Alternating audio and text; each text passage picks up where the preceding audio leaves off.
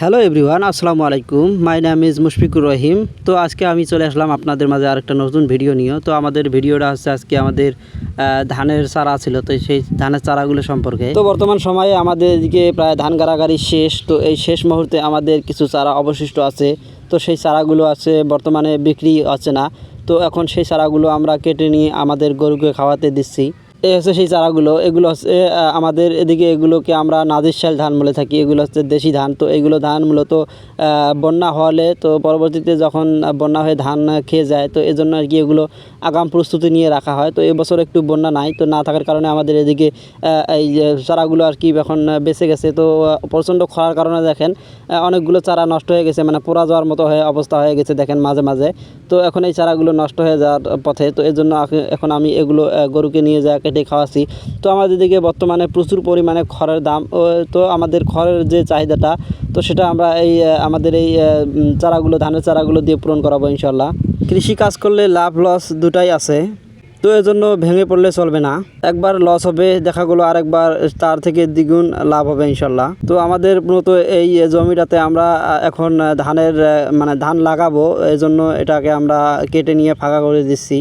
এবং অপরদিকে আমাদের গরুর জন্য যে কাঁচা ঘাসের প্রয়োজন, সেটা এখান থেকে পূরণ হচ্ছে। তো তাতে করে আমাদের কোনো লস না হওয়ারই সম্ভাবনা বেশি, যেহেতু বর্তমানে খুব একটা কাঁচা ঘাস পাওয়া যাচ্ছে না এবং আমাদের যে কাঁচা ঘাসের জমি সেটা অল্প।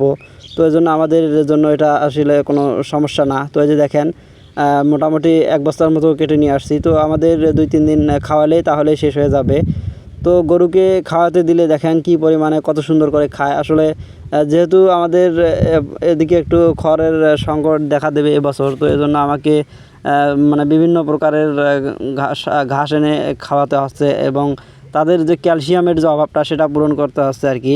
তো যে দেখেন কত সুন্দর করে খাচ্ছে আমাদের গরুগুলো। মোটামুটি আমাদের এখানে আমার খামারে মূলত সব গাভী গরু। তো গাভী গরু পালন করাটা কারণ হচ্ছে আমি মূলত বাছুর মানে একটা করে বাছুর নেব, আর মানে সেই বাছুর 6 মাস হয়ে গেলে সে বাছুরগুলো বিক্রি করে দেবো। তো এজন্য আমাকে মূলত আমাদের এই মানে গাভীর খামারটা করা।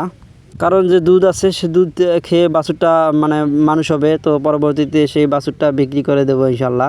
তো যে দেখেন কত সুন্দর করে তারা খাইতেছে। তো কাঁচা ঘাস পাইলে তারা মনে করে যে তারা কাচ্চি বিরিয়ানি খাইতেছে। দেখেন মানে খাওয়ার তাদের স্টাইলে অন্যরকম। তো সবাই ভালো থাকবেন, সুস্থ থাকবেন, আমাদের জন্য দোয়া করবেন। আল্লাহ হাফেজ।